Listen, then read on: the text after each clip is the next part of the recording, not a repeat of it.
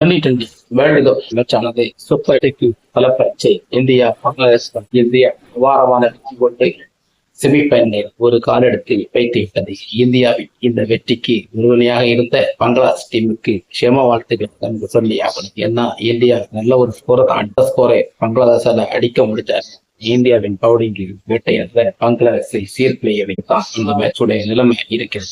இந்த மேட்சை பத்தி உங்களுடைய கருத்து கணிப்புகள் நம்முடைய கமெண்ட் பாக்ஸ்ல என்ன நீங்க சொல்ல நினைக்கிறீங்கன்னா அதை பத்தி நீங்க தாராளமாக சொல்லலாம். இதே பொறுத்தவரை செமிஃபைனல்ல இந்தியா கூட யாரு மோத போறா, அதுல பி டீம்ல இருக்கிற எந்த டீம் மோதனா இந்தியாவுக்கு நல்லா இருக்கு என்று நமக்கு ஒரு கருத்து இருந்தா பி டீம்ல முறை குழப்பத்தில் இருக்கு. டீம் முட்டி மோதுறாங்க.